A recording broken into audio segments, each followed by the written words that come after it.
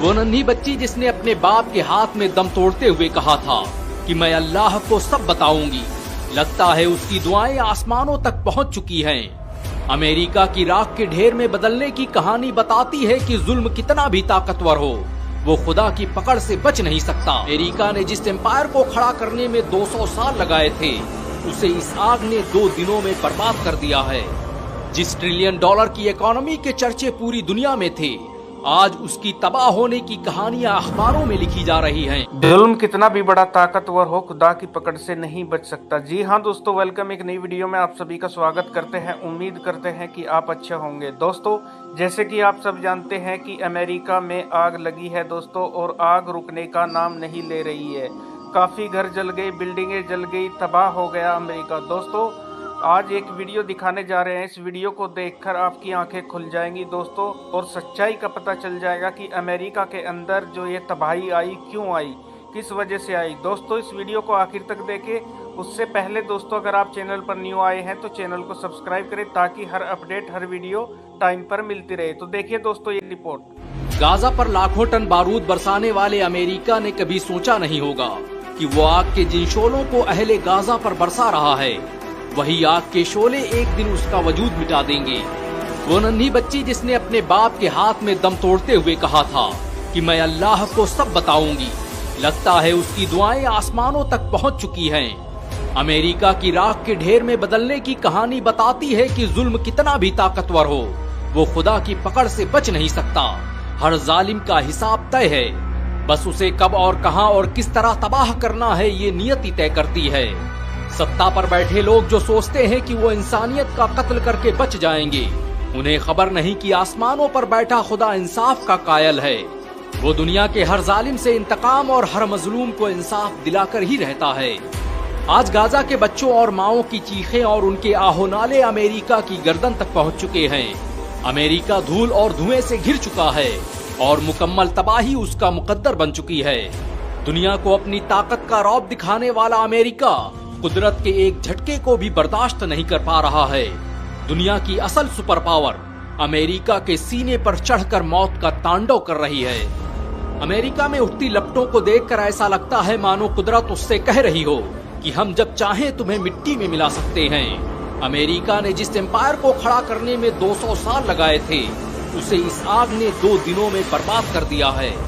जिस trillion dollar की economy के चर्चे पूरी दुनिया में थे, आज उसकी तबाह होने की कहानियां अखबारों में लिखी जा रही हैं। पूरी दुनिया की मदद लेने के बावजूद भी अमेरिका इस आग पर काबू पाने में नाकाम हो चुका है। अमेरिका में इस वक्त 15,000 से ज्यादा फायरमैन, दुनिया के सबसे आधुनिक आग बुझाने वाले जहाज और कई हजार गाड़ियां काम कर रही हैं, लेकिन फिर भी वो लॉस एंजलिस में भड़कती इस आग को बुझाने में नाकाम हैं। कुदरत के इस कहर के आगे दुनिया की सबसे आधुनिक टेक्नोलॉजी रखने वाले अमेरिका की हर टेक्नोलॉजी नाकाम हो चुकी है। पूरे अमेरिका में रेड अलर्ट जारी हो चुका है और अमेरिका की नेशनल वेदर सर्विस ने खुद कह दिया है कि आने वाले समय में अमेरिका की हालत और भी बदतर होने वाली है। अमेरिका बर्बाद होने वाला है। वो अमेरिका जो पूरी दुनिया में आग लगाने का माहिर था, उसके घर में आज खुदा ने आग लगा दी है। गाजा पर बारूद बरसाने वालों के घरों में भी अब खंडहर और राख के ढेर के सिवाय कुछ नहीं बाकी बचा है। इस आग ने दुनिया के सबसे महंगे इलाके मालिबू बीच को भी खत्म कर दिया है, जहां पर दुनिया उन एक्टर्स और अमीरजादों की थी जिन्होंने खुलेआम फिलिस्तीनी मुसलमानों के नरसंहार का समर्थन किया था। लॉस एंजलिस में लगी आग को देखकर लगता है मानो इस शहर पर किसी ने परमाणु बम छोड़ दिया हो, लेकिन खुदा के फैसले ऐसे ही हुआ करते हैं। कुदरत जब इंतकाम लेने पर आती है तो बड़ी से बड़ी तहजीबें खत्म कर दी जाती हैं। आसमान आग बरसाने लगता है और जमीनें शहरों को खा जाती हैं। कोई पूछे हड़प्पा और मोहनजोदड़ो के खंडहरों से कि आखिर क्या हुआ कि वो बस्तियां जमीनों में दबा दी गई। कोई पूछे मृत सागर से कि जिसमें पूरा शहर डुबा दिया गया।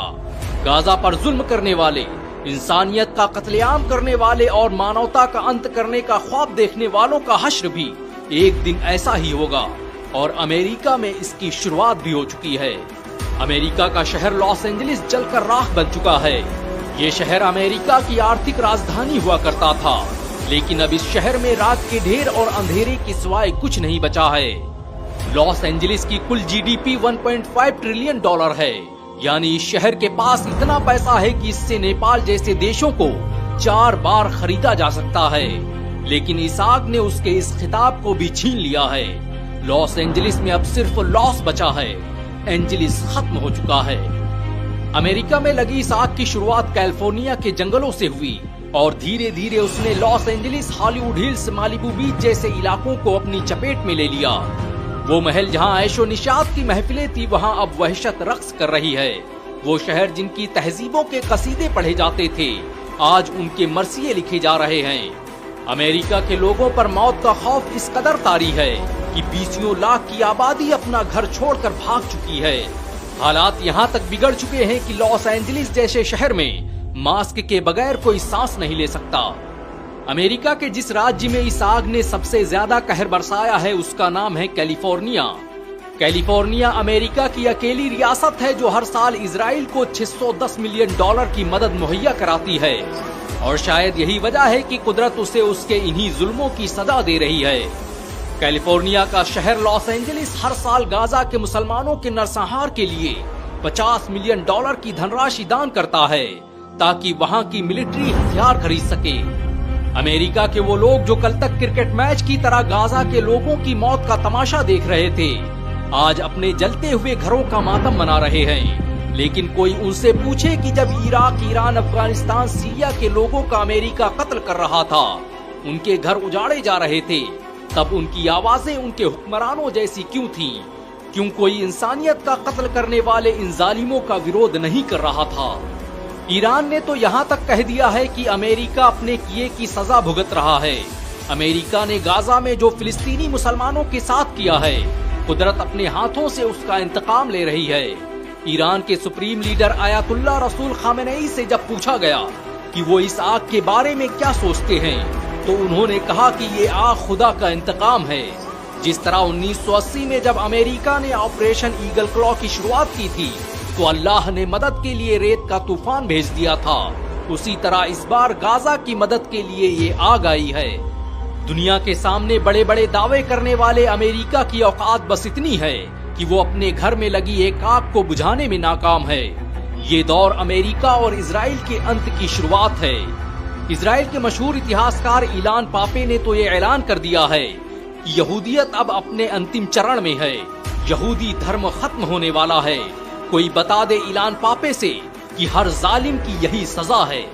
गाजा को बर्बाद करने के लिए अमेरिका को बारूदों की जरूरत पड़ी होगी, लेकिन कुदरत के कहर ने उसे एक आग से मात दे दी। आज अमेरिका में 1 लाख से ज्यादा इमारतें और 40,000 एकड़ का इलाका जलकर राख बन चुका है। वो अमेरिका जिसे अपने सुपर पावर होने का गुरूर था, वो अमेरिका जिसे अपने खुदा होने पर नाज था, आज भड़कते हुए चंद शोलों के आगे बेबस दिखाई दे रहा है।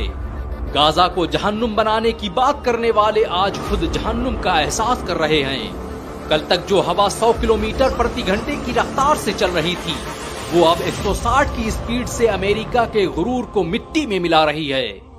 अमेरिका के राख के ढेर में बदलने की कहानी बताती है कि जुल्म कितना भी ताकतवर हो, वो खुदा की पकड़ से बच नहीं सकता।